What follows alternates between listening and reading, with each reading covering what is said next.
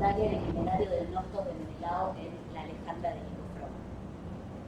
La relación de Licofrón con su tradición es compleja, así como vuelve sobre temas del ciclo troyano desarrollados por autores anteriores, se desvía de aquellas propuestas e impone una versión propia de estos relatos.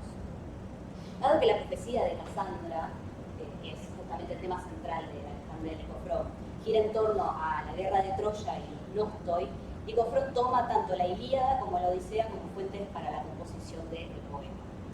Sin embargo, como hace notar Yade en su comentario al pasaje del Nostos de Odiseo de 1999, si bien el poema recoge episodios, lenguaje y elementos presentes en el relato épico, exhibe una tendencia a desviarse de lo que el texto homérico propone, alternando la secuencia del relato, insertando otros acontecimientos e inclinándose por un motivo mucho más occidental, sobre todo, pero no exclusivamente itálico.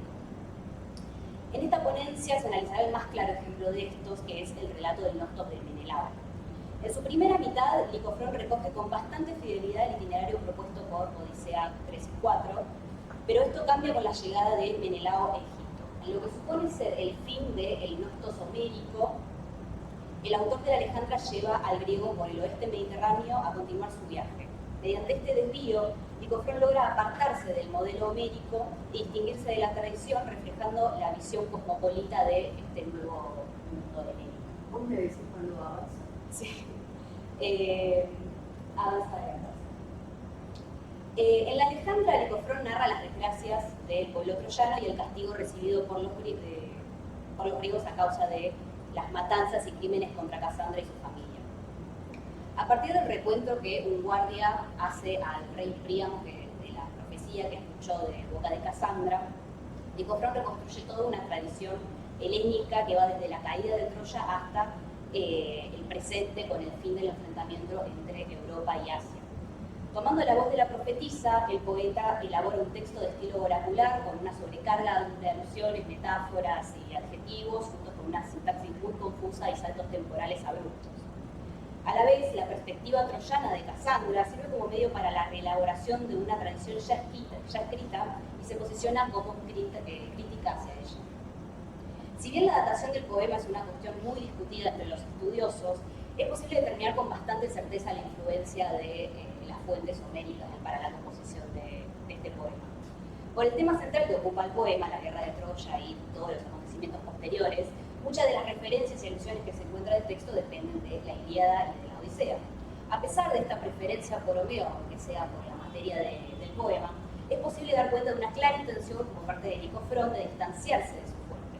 Según Sistacu, en un artículo que hizo en 2008, el trabajo de reelaboración de la Alejandra supone una posición crítica frente al sistema de valores homérico, a partir del cual el autor se suscribe a un programa estético e ideológico propiamente helenístico.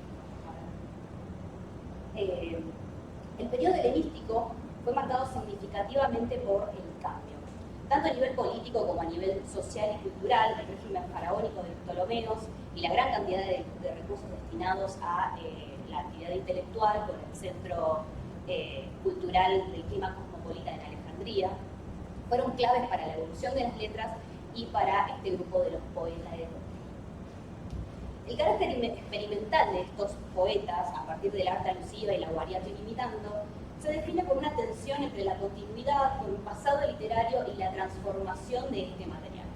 Según Sistacu, nuevamente, las perspectivas presentes en estos poemas responden a una estética e ideología helenística de distanciamiento con la tradición anterior. En este contexto de innovación poética es que Licofrón compone su obra volviendo sobre su tradición y reversionándola como algo diferente.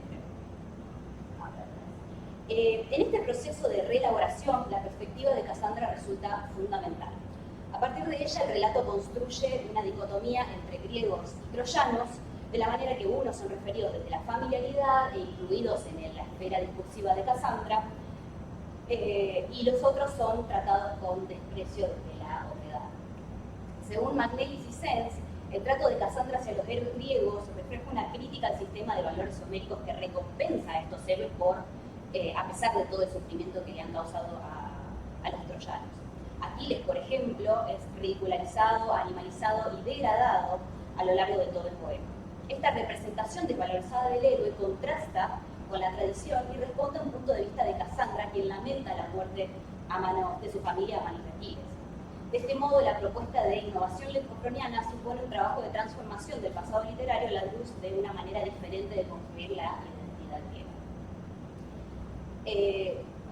Antes de pasar al análisis del Nostos de Menelao, es preciso dar cuenta de otro pasaje muy similar, en el que la influencia homérica es notable, que es justamente el del Nostos de Odiseo, también llamado la Odisea de Licofrón. En su comentario, Yade se da cuenta de una serie de conexiones intertextuales con la Odisea. Sin embargo, al mismo tiempo que alude a la épica de Homero, la Alejandra se desvía de la versión homérica del relato. Por ejemplo, el poeta sigue y cambia el orden del modelo. En la Odisea, el orden de los episodios es el siguiente. Primero están los cíclopes, luego los Antígones, Circe, Sirenas y finalmente Caríotis y Escila. Por su parte, Licofrón retrasa la misión de Circe, jugando con lo que el lector homérico espera, e invierte el orden homérico hacia el final.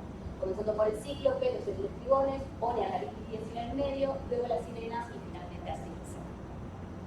En otras palabras, incluso conociendo la versión homérica del relato, el poeta activamente sale de su modelo y lo altera como variación. Ejemplos como este dejan en claro que, que hay una intención evidente por retomar la tradición de la Odisea y a la vez cambiarla.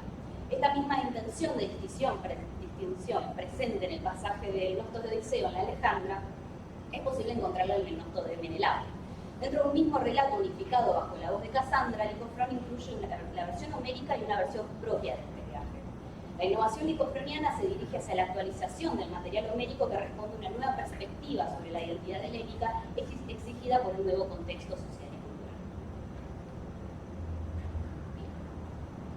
En el poema, uno de los temas a los que más versos dedica Casandra son los Nostoi, y uno de los Nostoi más extensos es el de Menelao. Si bien el pasaje del Nostos de Odiseo, el más largo, es posible, en este Nostos es posible observar una intención por apartarse de la fuente homérica, este esfuerzo de distanciamiento es mucho más evidente en el pasaje del Nostos de Menelao. Mientras en el primero Licofrón respeta gran parte del modelo, la mitad del segundo es una adición propia hecha por el poeta. Luego de Egipto, el Nostos homérico de Alejandra se convierte en un Nostos licofroniano, llevando a Menelao por la península itálica, llegando hasta Alba. Mediante este cambio, Licofrón muestra el paisaje del oeste mediterráneo que se incluye en un mundo homérico donde no estaba presente.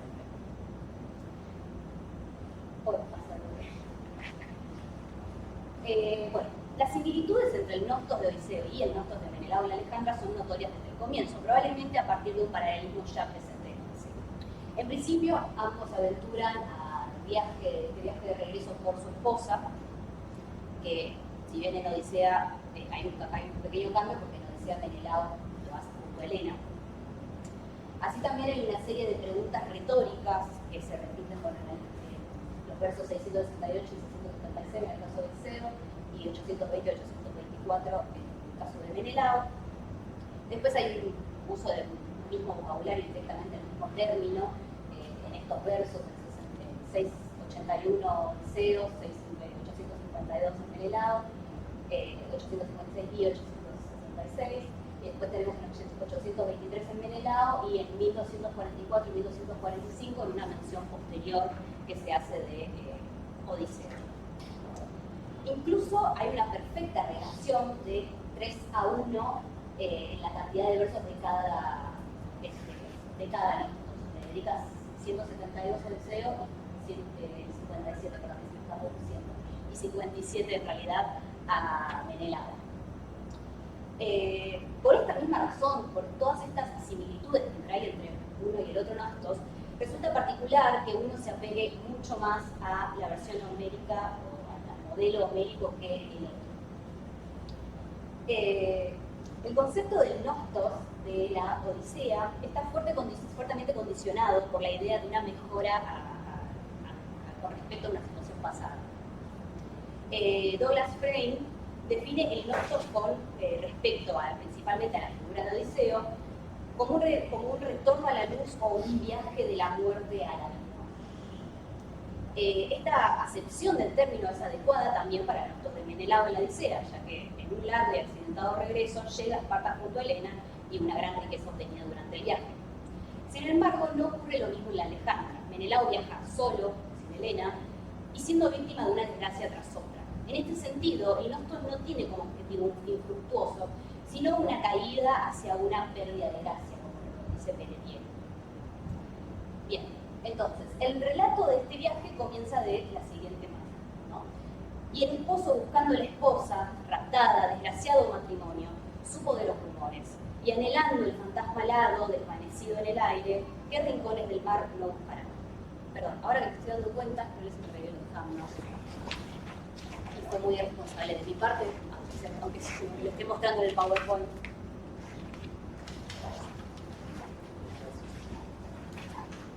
Ahí viene más chiquitito y más a la mano el texto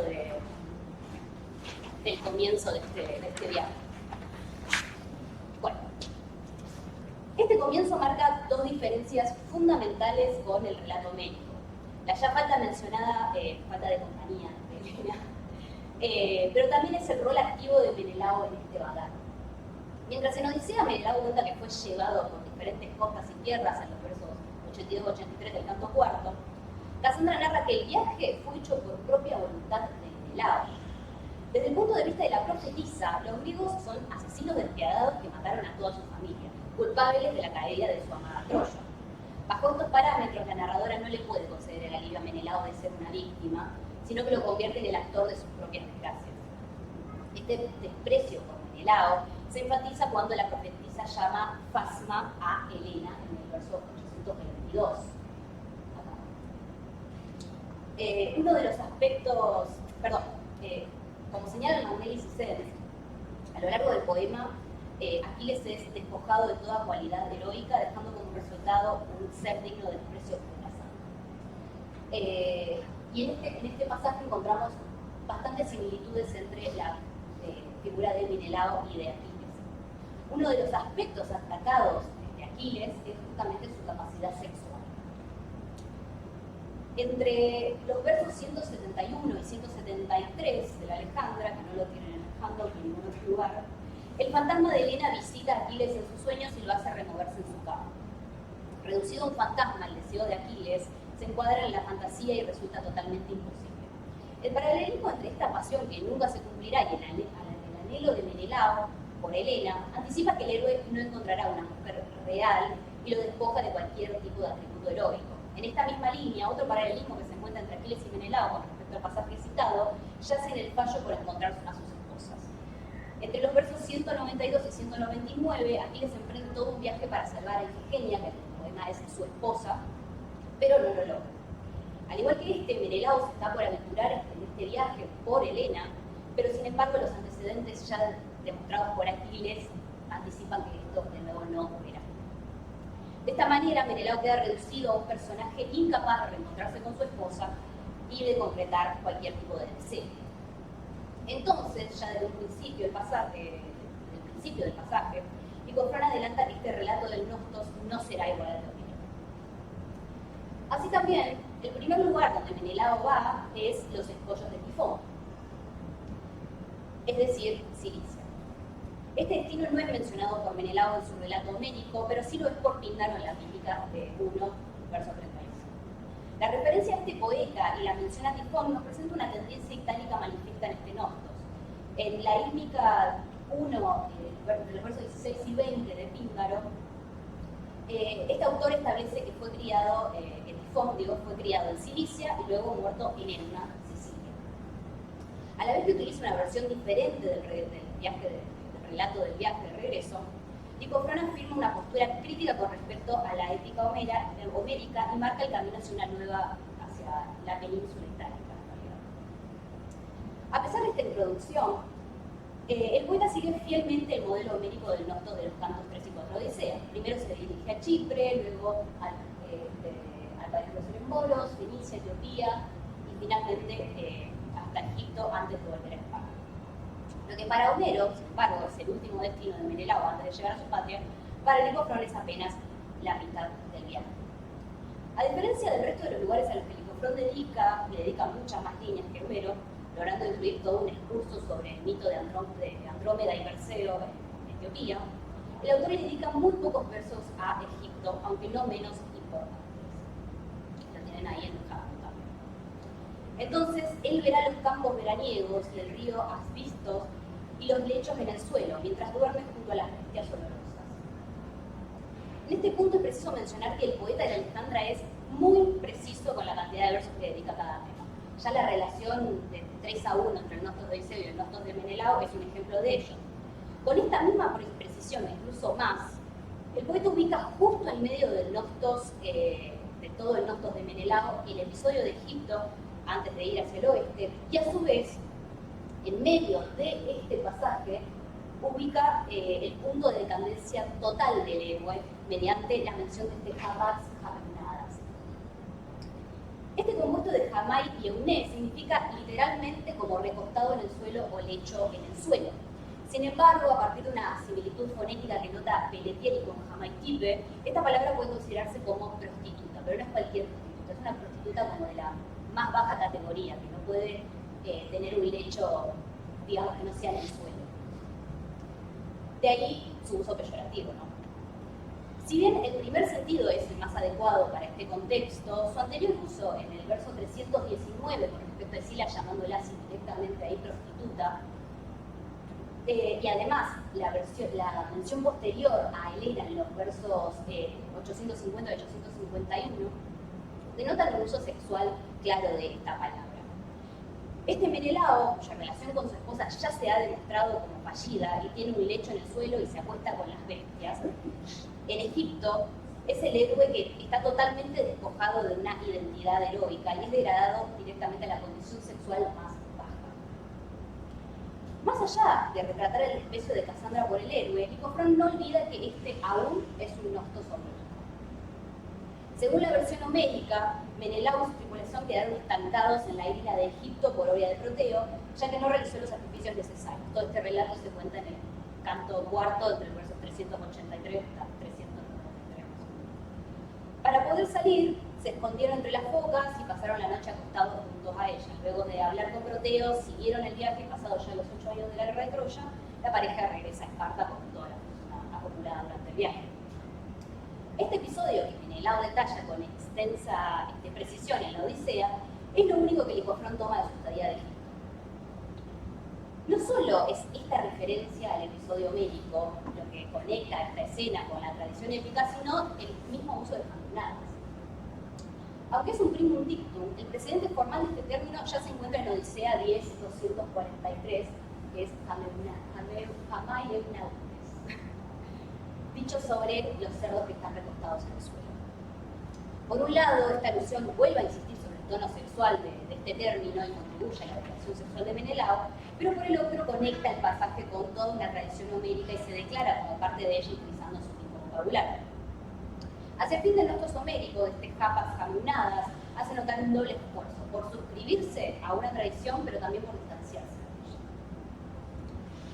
Mediante esta tensión de continuidad e innovación, Licofrón comienza sus propios Nostos de Menelao alrededor de la península itálica, en un largo viaje al otro lado del Mediterráneo.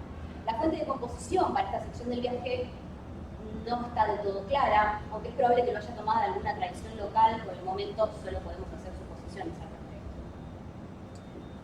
A diferencia de Homero en la Alejandra, a diferencia de Homero, digo, el poeta de la Alejandra nunca lleva a Menelao por límite.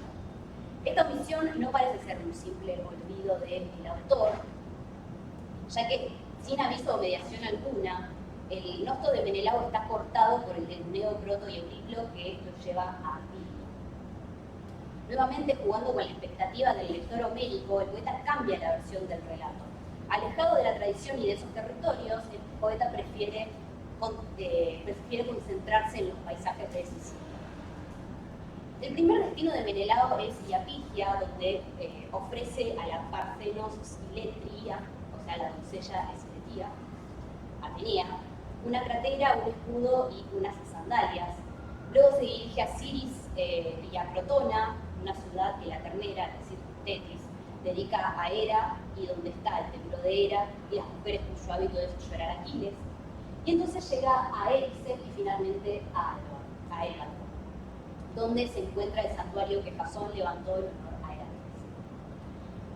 Un contraste interesante entre este Nostos por el este y por el oeste es el tono de la narración. Entonces el primero es mucho más mitológico, contando los lugares y todo lo que allí sucedió. El segundo cobra un cierto tono religioso, mencionando estas ofrendas, dioses, hábitos, santuarios y edificaciones en el paisaje que aún permanecen en este presente de la Anunciación.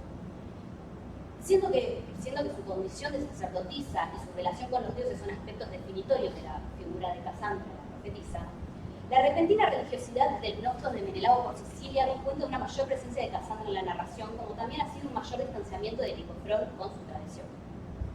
Otra semejanza entre uno y otro se relaciona con la presencia de Menelao en el relato. La descripción de Licofrón del paisaje tiene un gran énfasis en lo visual. Es como si se tratara de un turista pasando por todos estos lugares y narrando lo que va viendo a medida que va caminando por el lugar. Todas las montañas, los ríos, los edificios. Todo esto es lo que constituye, así de esta manera es como el Licofrón arma, digamos, el paisaje del poema.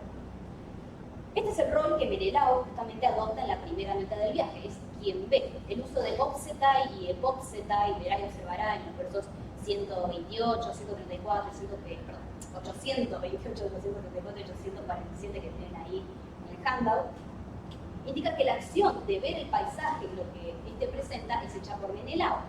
Básicamente, Casandra se adentra en el interior de este héroe y ve todo lo que ve, digamos, a partir de sus ojos. En el viaje por el oeste, Menelao pierde totalmente esta interioridad. Su accionar se limita a llegar a un lugar, en Extei, en 852, 856, 866, o simplemente en entregar algo como en Anapsei, en 853. En cambio, los personajes y más importantemente las figuras femeninas que pertenecen a este paisaje ganan mayor presencia, ubicando en el centro de este relato la acción religiosa femenina.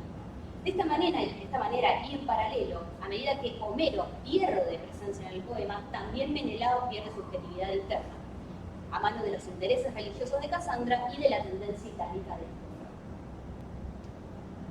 A pesar de ser 2/3 más cortos que el Nostos de Odiseo, el viaje de Menelao en la Alejandra retrata en partes iguales la dicotomía helenística de continuar con una tradición y distanciarse de ella.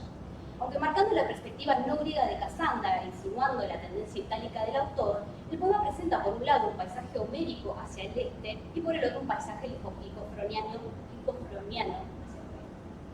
Sin embargo, cabe destacar que tanto uno como otro son un mismo viaje.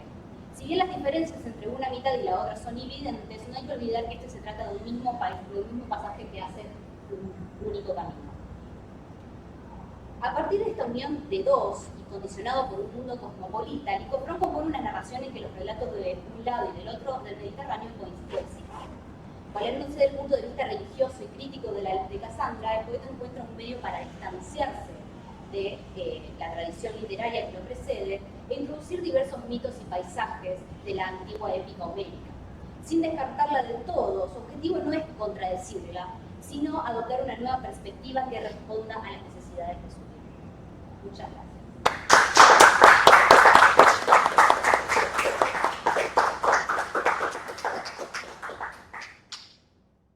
Yo quiero decir que el trabajo de Cristina es excelente, y Muchas es gracias. novedoso, muy interesante, me parece novedoso en el planteo, pero solo una consulta. Me interesó mucho el tratamiento que hiciste sobre la figura de griega como Fasma.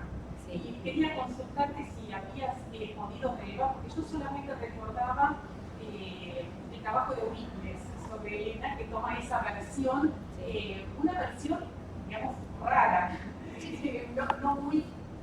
no muy reelaborada. Entonces te quería consultar si habías investigado sobre eso y si podías mencionar alguna referencia más. Bueno, mira, justamente el problema de las fuentes para Licofrón es un gran problema, principalmente porque no se sabe exactamente cuándo escribió, por ende hay muchas cosas de lo cual no sabemos, y siendo que es un autor helenístico, también hay muchos textos que no nos llegaron, como por ejemplo todo el episodio de Menelao en Oeste. Lo más probable es que lo haya tomado de un lado, pero como no nos llegó nada al respecto, no podemos decir nada. Sin embargo, Eurípides justamente es considerada por la crítica una de las grandes fuentes de Licofrón.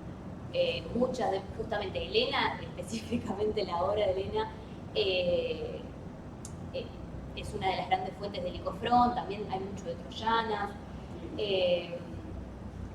pero sí, cuando nos ponemos a hablar de ese tipo de cuestiones, en el caso de Licofrón es muy complicado.